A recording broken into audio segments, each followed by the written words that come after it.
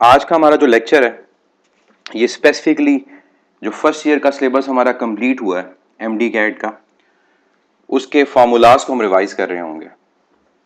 और फार्मूलाज को रिवाइज करने के साथ साथ जो उनके साथ ग्राफ होंगे, जो पॉसिबल ग्राफ हैं जैसे क्वेश्चंस में आ सकते हैं, हम ग्राफ्स को भी डिस्कस कर रहे होंगे। जब किसी फार्मूला को लिखना स्टार्ट करता हूं या बताता हूं तो सेम टाइम के ऊपर वो फार्मूला आप भी लिखें। इसी से बेस्ट प्रैक्टिस होगी आपकी कि क्या फार्मूला वो आपको आता है या नहीं आता। अगर आप लोग ये करेंगे कि सिर्फ सुनते जाएंगे तो वो काफ़ी नहीं है, साथ साथ उसको लिखें। लिखने से वो चीज़ें याद होती हैं। हम कई दफ़ा टीचर्स को आइडलाइज करते हैं कि टीचर्स को इतनी ज़्यादा चीज़ें याद कैसे होती हैं, तो उन तमाम आप अगर रीजंस के पीछे एक मेन रीज़न देखें तो वो उनका लिखना है। जब वो टीचर्स बार बार एक चीज़ को लिखते हैं तो वो उनको याद हो जाती है। तो स्टार्ट मैं करता हूँ सबसे पहले फर्स्ट यूनिट से, एंड दैट इज मेजरमेंट्स। अब मेजरमेंट्स में सबसे पहले हमारा जो यहाँ फार्मूला हम डिस्कस करेंगे वो डिस्कस करेंगे प्लेन एंगल का। हम सब जानते हैं कि प्लेन एंगल को मेजर करने के लिए हमारा जो यूनिट यूज होता है, क्योंकि आज के इस लेक्चर में मैं आपको यूनिट भी बताता जाऊंगा, प्लेन एंगल के जो यूनिट यूज होगा एसआई सिस्टम के अंदर वो रेडियन है। और प्लेन एंगल को अगर हमने मेजर करना हो तो उसका फार्मूला क्या है, that is arc length divide by radius. अब ये फार्मूला बनता कैसे है कि लेट्स से हमारे पास एक बॉडी एक सर्कुलर पाथ में मूव कर रही है। इस सर्कुलर पाथ का रेडियस जो है वो आर है, बॉडी मूव करती है from point A to B, और ये हमारे पास आर्क लेंथ एस। तो इन दो रेडियाई के इन बिटवीन यहां पर इस प्लेन पे जो एंगल बनेगा ये प्लेन एंगल कहलाएगा। तो प्लेन एंगल का फार्मूला एस ओवर आर। इसके अलावा एक फार्मूला और भी प्लेन एंगल का याद रखें, और वो आपके पास आता है S is equal to V T से। तो वहां से जो रिलेशन यूज होगा वो क्या होगा, theta is equal to omega into T. लेकिन इस फार्मूला में जो आपके पास ओमेगा है ये बेसिकली क्या है, that is average angular velocity. ये ख्याल रखना है, ये एवरेज एंगुलर वेलोसिटी है। और जब बॉडी यूनिफॉर्म मोशन में हो तो एवरेज की वैल्यू और हमारे पास इंस्टेंटेनियस वैल्यू सेम होती है, इस वजह से हम ओमेगा ही पुट करेंगे। फॉर एग्जांपल एक बॉडी एक सर्कल में यूनिफॉर्म मोशन से मूव कर रही है, अगर यूनिफॉर्म मोशन से मूव कर रही है तो हम क्या करेंगे, हम वहां पर जो उसकी एंगुलर वेलोसिटी की वैल्यू है वही ओमेगा यहां सब्स्टिट्यूट करेंगे, टाइम टी से मल्टीप्लाई करेंगे, नंबर ऑफ रेवोल्यूशंस कैलकुलेट हो जाएंगे। जी मुर्जा, बेहतर है कि आप लोग भी डिफरेंट कलर से अपनी नोटबुक पे नोट करें, अच्छे नोट्स डेवलप हो जाएंगे। बाद में जब भी आप रिवाइज करेंगे आपको पता होगा कि आप इनको कैसे लिखा था आपने। सेकंड हमारे पास फिजिकल क्वांटिटी जो हम यहां पढ़ते हैं वो है सॉलिड एंगल, जिसको आप 3 डायमेंशनल एंगल भी बोलते हैं। सॉलिड एंगल को मेजर किया जाता है किस यूनिट में, हमारे पास यूनिट होता है इसका स्टीरेडियन। और स्टीरेडियन का सिंबल मैं यहां पर लिखूं तो एस आर, और इसी तरह रेडियन का सिंबल होता है आर ए डी। अब सॉलिड एंगल कैसे मेजर होगा, सॉलिड एंगल मेजर करने का जो फार्मूला हमारे पास है that is area of the sector या surface area divide by square of the radius. अब यहां पर ये a ओवर आर स्क्वायर, ये वेरिएबल्स पता होने चाहिए कि ताकि क्वेश्चन आए तो आप इसको अप्लाई भी कर सकें। इस केस में मुझे अब जो बॉडी लेनी पड़ेगी वो स्फेरिकल बॉडी लेनी पड़ेगी। तो मैं अज्यूम कर लेता हूं कि मेरे पास कोई भी एक स्फीयर है, और उस स्फीयर की सरफेस के ऊपर मैंने क्या किया, मैंने एक सरफेस को कट किया और उसका सरफेस एरिया a है, इसका सेंटर o और जो रेडियस मेरे पास है दैट इज r। तो अब ये जो सेंटर पे इस सॉलिड बॉडी के एंगल बनेगा with respect to that surface area A, ये हमारे पास सॉलिड एंगल होगा। और फाइंड करने के लिए क्या करेंगे, जो सरफेस एरिया हमने लिया उस सरफेस एरिया को डिवाइड कर देंगे रेडियस के स्क्वायर से, हमारे पास वैल्यू आ जाएगी किसकी, सॉलिड एंगल की। हुसनैन, मैंने पहले बताया मैं क्वेश्चंस नहीं लूंगा, क्योंकि क्वेश्चंस लूंगा फिर ये फार्मूलाज कंप्लीट नहीं होंगे। क्वेश्चंस आप व्हाट्सएप मुझे कर सकते हैं। फुटबॉल भी सॉलिड एंगल है, सॉलिड एक स्फीयर है, तो वहां पर भी सॉलिड एंगल ही काउंट होगा। एक दो चीजें और मैं आपको बता दूं यहां पर कन्वर्जन पॉइंट ऑफ व्यू से प्लेन एंगल में, कि हमारे पास जो वन कंप्लीट सॉलिड एक सर्कल होता है, उसका वन कंप्लीट सर्कल में या वन कंप्लीट रेवोल्यूशन में 2 पाई रेडियंस होते हैं, और 2 पाई रेडियन किसके इक्वल है, 360 डिग्री के। तो वन सर्कल का total angle 2 pi radian 360 degree. तो यहां से 1 रेडियन की कन्वर्जन क्या आएगी, 1 radian will be equal to 180 over pi degree, जिसको हम लिखते हैं 57.3 डिग्री। इसी तरह इसके रिवर्स भी याद रखें। इसके रिवर्स अगर मैं यहां पर लिखता हूं तो इसके रिवर्स मेरे पास क्या बनेगा कि 1 डिग्री इज इक्वल टू, तो 1 degree is equal to pi over 180 radian, और ये किसके इक्वल है, ये इक्वल होगा 0.0174 रेडियन। ये हमारे पास हो गया प्लेन एंगल की कन्वर्जन। अब मैं सॉलिड एंगल की कन्वर्जन की बात करूं तो सॉलिड एंगल की कन्वर्जन में हमें पता है कि वन कंप्लीट जो स्फीयर होता है, उस वन कंप्लीट स्फीयर में 4 पाई टी रेडियन होते हैं। अगर हाफ स्फीयर होगा 4 पाई को 2 से डिवाइड कर देंगे, और अगर एक स्फीयर के मैं 16 पीसेस करता हूं इक्वल, तो मैं 4 पाई को 16 से डिवाइड करके उस 16th पार्ट का सॉलिड एंगल फाइंड कर लूंगा। चलते हैं नेक्स्ट यूनिट 1 में। हमारे पास इसके अलावा जो फार्मूलाज हैं वो अनसर्टेनिटी के हैं। इसमें सबसे पहले मैं एब्सोल्यूट अनसर्टेनिटी की बात करूंगा। एब्सोल्यूट अनसर्टेनिटी किसके इक्वल होती है? एब्सोल्यूट अनसर्टेनिटी हमारे पास इक्वल होती है least count of the measuring instrument के, कि जो भी मेजरिंग इंस्ट्रूमेंट की बात हम कर रहे हैं उस मेजरिंग इंस्ट्रूमेंट का लीस्ट काउंट हमारी मेजरमेंट में एब्सोल्यूट अनसर्टेनिटी होती है। लेकिन यहां पर एक एक्सेप्शन है, और वो जो एक्सेप्शन हमारे पास आती है वो एक्सेप्शन किसके लिए आती है? That is for time period. अगर हम कैलकुलेशन कर रहे हैं time period, for example pendulum की बात करें कि पेंडुलम का टाइम पीरियड कैलकुलेट करते हैं, तो उस टाइम पीरियड की कैलकुलेशन में अगर हम स्टॉप वॉच को यूज करते हैं तो यहां पर अब एब्सोल्यूट अनसर्टेनिटी सिर्फ लीस्ट काउंट के इक्वल नहीं आएगी, क्योंकि हम जानते हैं कि टाइमिंग अनसर्टेनिटी को कम करने के लिए नंबर ऑफ वाइब्रेशंस को ज्यादा यूज किया जाता है। तो एब्सोल्यूट अनसर्टेनिटी क्या होगी? That will be equal to least count divide by number of vibrations. और यहां पर एमसीक्यू भी पूछा जाता है कि वाइब्रेशंस अगर ज्यादा होंगी तो एब्सोल्यूट अनसर्टेनिटी कम होगी। तो ये पॉइंट एब्सोल्यूट अनसर्टेनिटी में याद रखिएगा। नेक्स्ट फोर्थ रिलेशन मेजरमेंट में मैं बात करता हूं फ्रैक्शनल अनसर्टेनिटी की। देखिए फ्रैक्शन कब बनती है? जब किसी चीज को डिवाइड किया जाता है। अब मैंने अगर एब्सोल्यूट अनसर्टेनिटी की फ्रैक्शनल अनसर्टेनिटी को फाइंड करना है तो मैं फ्रैक्शनल अनसर्टेनिटी को कैसे फाइंड करूंगा? इसके लिए मैं एब्सोल्यूट अनसर्टेनिटी को डिवाइड कर दूंगा मेजरमेंट में से, क्योंकि मेजरमेंट की ये टोटल अनसर्टेनिटी है ना, मतलब हम मेजरमेंट में कितना डाउटफुल हैं। जैसे आप एक एग्जाम देते हैं, आपके 100 में से 90 मार्क्स आते हैं, तो अगर आपने अपने मार्क्स की फ्रैक्शन फाइंड करनी है तो जो आपके ऑब्टेन मार्क्स हैं उसको टोटल से डिवाइड करते हैं, फ्रैक्शन फाइंड हो जाती है। तो इसी तरह आपने अगर फ्रैक्शनल अनसर्टेनिटी फाइंड करनी है तो जो आपकी एब्सोल्यूट अनसर्टेनिटी है, जिसको कहा जाता है ये मैक्सिमम पॉसिबल अनसर्टेनिटी है, आप क्या करोगे? इसको डिवाइड कर दोगे किससे? मेजरमेंट से। आपका आंसर आ जाएगा फ्रैक्शनल का।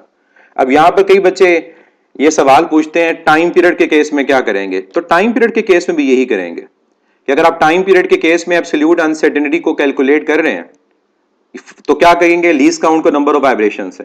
लेकिन जब फ्रैक्शनल अनसर्टेनिटी की बारी आएगी तो हम एब्सोल्यूट अनसर्टेनिटी को मेजरमेंट में से डिवाइड करेंगे, और टाइम पीरियड की मेजरमेंट क्या होगी? Time period, total time divide by number of vibrations. तो मींस फ्रैक्शनल अनसर्टेनिटी का फार्मूला ओवरऑल सेम है, मेन जो डिफरेंस आता है वो एब्सोल्यूट अनसर्टेनिटी की वैल्यू में आता है। और एब्सोल्यूट अनसर्टेनिटी अगर टाइम पीरियड में होगा तो नीचे मेजरमेंट भी टाइम पीरियड आएगा। अगर एब्सोल्यूट अनसर्टेनिटी सिंपल टाइम में होगा कि टाइम फाइंड किया मोशन के दौरान, तो नीचे मेजरमेंट टाइम आएगी। इस चीज का ख्याल रखना है। Next percentage uncertainty. आप जब अपने मार्क्स की परसेंटेज फाइंड करनी होती है तो आप जो फ्रैक्शन आपने बनाया होता है ऑब्टेन डिवाइड बाय टोटल, आप क्या करते हो? उसको मल्टीप्लाई कर देते हो 100 से। तो ये काम यहां पर है कि परसेंटेज अनसर्टेनिटी फाइंड करने के लिए आप क्या करोगे? जो आपने फ्रैक्शनल अनसर्टेनिटी कैलकुलेट की थी उसको आप मल्टीप्लाई कर दोगे 100 से, आपकी परसेंटेज अनसर्टेनिटी की वैल्यू फाइंड हो जाएगी। तो टाइम पीरियड के केस में आप लोग ज्यादा डाउटफुल होते हैं, तो वो पॉइंट मैंने बता दिया आपको कि उसको कैसे करना है। बाकी जितने क्वेश्चन सॉल्व करेंगे उससे रिलेटेड वो डाउट आपका क्लियर होता जाएगा। नेक्स्ट मैं बात करूंगा इसी यूनिट के अंदर जब हम असेसमेंट की बात करते हैं। अब ये जो असेसमेंट वाला टॉपिक है, असेसमेंट ऑफ टोटल अनसर्टेनिटी, इसमें जो रूल्स हैं उनके मैं रिलेशन भी लिखना चाहूंगा ताकि आपको पता हो कि हम कब किस चीज को ऐड करते हैं। तो assessment of total uncertainty,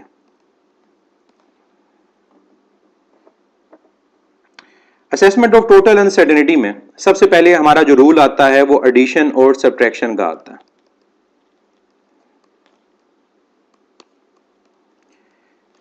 addition और सब्ट्रैक्शन में हम लोग क्या करते हैं? एडिशन और सब्ट्रैक्शन में जब हमने टोटल अनसर्टेनिटी फाइंड करनी होती है तो हम एब्सोल्यूट अनसर्टेनिटी को ऐड करते हैं। अब टोटल अनसर्टेनिटी फाइंड करनी होगी तो क्या करेंगे? हम एब्सोल्यूट अनसर्टेनिटी को ऐड करेंगे। मैं आपको एग्जांपल के साथ इसको समझाता हूं कि फॉर एग्जांपल हमारे पास जो क्वांटिटीज हैं वो ऐड हो रही हैं x1 और x2, और चाहे ये ऐड हो चाहे सब्ट्रैक्ट हो, चाहे ये दो क्वांटिटीज हो या दो से ज्यादा हो, टोटल अनसर्टेनिटी अगर आपने फाइंड करनी है किसमें? अपने नेट रिजल्ट में, और वो क्या है? वो x है। तो क्या करेंगे हम ये करेंगे कि हम x1 और x2 की एब्सोल्यूट अनसर्टेनिटी को ऐड करेंगे। एब्सोल्यूट अनसर्टेनिटी इन x1 प्लस एब्सोल्यूट अनसर्टेनिटी इन x2। और मैं बार बार ये पॉइंट रिपीट करूंगा, हमेशा एडिशन ही होगी, चाहे क्वांटिटीज ऐड हो चाहे सब्ट्रैक्ट हो, चाहे दो ऐड हो रही हैं दो सब्ट्रैक्ट हो रही हैं, हम टोटल के लिए ऐड ही करेंगे। सेवंथ हमारे पास है related to multiplication and division. जब क्वांटिटीज मल्टीप्लाई हो रही होती हैं या डिवाइड हो रही होती हैं, जब क्वांटिटीज मल्टीप्लाई हो या डिवाइड हो कि let's say x is equal to x1 into x2, और ये भी मैं यहां बता दूं कि चाहे दोनों काम इकट्ठे हो रहे हो, क्वांटिटीज मल्टीप्लाई भी हो रही हैं डिवाइड भी हो रही हैं, चाहे दो क्वांटिटीज हैं चाहे दो से ज्यादा हैं, हम क्या करेंगे? हम टोटल अनसर्टेनिटी फाइंड करने के लिए अब परसेंटेज को ऐड करेंगे। किसकी परसेंटेज? जो क्वांटिटीज मल्टीप्लाई या डिवाइड हो रही हैं, तो percentage in x1 plus percentage uncertainty in x2। अब आपको पता है कि जब आप परसेंटेज को ऐड करेंगे तो आपका आंसर भी परसेंटेज में आएगा। यहां पर एक इंपॉर्टेंट पॉइंट है कि अगर हमारी ऑप्शंस परसेंटेज में ना हो तो फिर क्या करना है? तो फिर इस परसेंटेज को रिमूव करना है। अब इस परसेंटेज को रिमूव करने का मेथड आपको पता होना चाहिए। अब पहले तो परसेंटेज कैलकुलेट हो गया ना, अब उस परसेंटेज को रिमूव करने के लिए क्या करेंगे? जो परसेंटेज वैल्यू आएगी उसको डिवाइड कर देंगे किससे? 100 से। कोई भी वैल्यू आती है, लेट्स से मैं कहता हूं कि मेरी जो वैल्यू यहां पर आती है वो क्या है? y है। ये परसेंटेज अनसर्टेनिटी जो यहां से आई कि y% आ गई।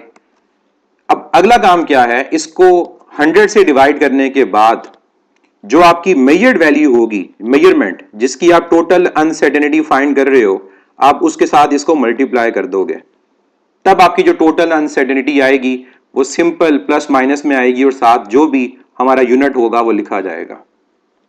तो परसेंटेज अनसर्टेनिटी फाइंड करने के बाद परसेंटेज को रिमूव करना जरूरी है, क्योंकि अगर हमारी ऑप्शन में परसेंटेज नहीं है तो हम आप आंसर को कन्वर्ट किए बगैर लिख देंगे तो गलत हो जाएगा।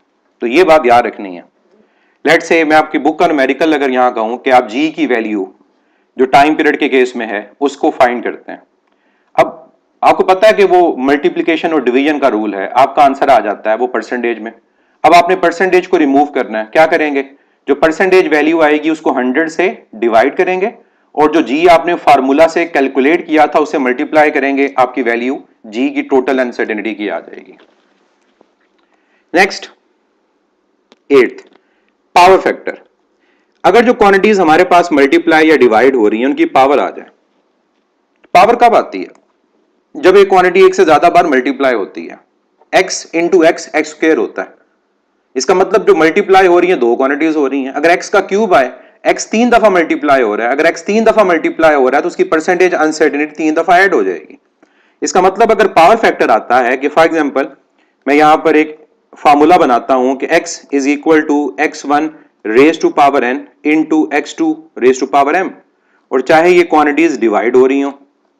अब ये नहीं सोचना कि जो पावर डिनोमिनेटर में है वो ऊपर जाके नेगेटिव हो जाएगी। टोटल अनसर्टेनिटी के रूल में कभी ये गलती नहीं करनी, क्योंकि हमेशा अनसर्टेनिटी ऐड होती है। तो अगर आपने ये गलती कर दी आपका आंसर गलत हो जाएगा। तो चाहे पावर न्यूमरेटर में डिनोमिनेटर में ऐड ही करेंगे। कैसे ऐड करेंगे? देखें, अगर मुझे फाइंड करनी है टोटल अनसर्टेनिटी x में,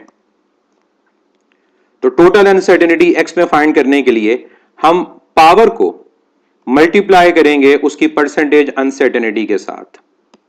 अगर x1 की पावर 2 थी तो बजाय दो दफा परसेंटेज ऐड करने के दो दफा क्या करेंगे? उसकी परसेंटेज से मल्टीप्लाई कर देंगे। 2 into percentage in x1 plus m times percentage uncertainty in x2। अब यहां भी आपका जो आंसर आएगा वो परसेंटेज में ही आएगा, और नेक्स्ट स्टेप जो ऊपर बता चुका हूं वही होगा कि परसेंटेज को रिमूव करेंगे अगर हमारी ऑप्शन परसेंटेज में नहीं है। तो पावर फैक्टर ये है कि आपने पावर को उसकी परसेंटेज से मल्टीप्लाई कर देना। Next 9th one, average value. Time period की मैं बात ऊपर कर चुका हूं, उसको मैं दोबारा यहां डिस्कस नहीं करूंगा। एवरेज वैल्यू जब हम लेते हैं तो तब हमने टोटल अनसर्टेनिटी को कैसे कैलकुलेट करना है। x इक्वल है x1 plus x2 plus x3, तीन वैल्यूज का हमने एवरेज लिया और हमारे पास आंसर आ गया x। एग्जामिनर कहता है कि जो आपने एवरेज वैल्यू कैलकुलेट की उसमें टोटल अनसर्टेनिटी को फाइंड करें। अब क्या करेंगे, हम लेंगे mean of deviation. Mean of deviation, deviation means difference, और मीन एवरेज। अब कैसे लेना है, जो आपका आंसर आया था उसका तीनों वैल्यूज से डिफरेंस ले लें, और ये जो मैं मॉड का साइन लगा रहा हूं इसका मतलब है बड़ी में से छोटी वैल्यू सब्ट्रैक्ट करनी है। अब हमें नहीं पता कि आंसर जो आएगा वो x1 x2 x3 से बड़ा है या छोटा है, लेकिन हमने जो डिफरेंस लेना है पॉजिटिव लेना है। अब ये आ गया डेविएशन, डिफरेंस x का तीनों के साथ, 5 होंगी तो पांचों के साथ, और फिर इन तमाम को ऐड करके 3 से डिवाइड कर दें। ये है मीन ऑफ डेविएशन, कि जो आपका रिजल्ट आया था आपने उसका तमाम रीडिंग से डिफरेंस लिया, और जो डिफरेंस आया पॉजिटिव आपने उसका क्या ले लिया, एवरेज। आपकी टोटल अनसर्टेनिटी कैलकुलेट हो गई। ये हैं आपके फर्स्ट यूनिट मेजरमेंट से रिलेटेड फार्मूलाज। अब जो क्वेश्चंस आए हैं मैं उनके आंसर दे देता हूं, एंड में दूंगा, हर यूनिट के एंड में, ताकि फिर आप लोग परेशान ना हो। अब यहाँ क्वेश्चन जो मुझसे पूछा गया, व्हाट्सएप का नंबर पूछा गया, वो नीचे टिकर पे चल रहा है, वो देख सकते हैं। अली ने उसका आंसर भी दे दिया है। स्लो इंटरनेट का इशू है, बाद में अपलोड हो जाएगी, देख लीजिएगा, वो आपकी अपनी मर्जी है।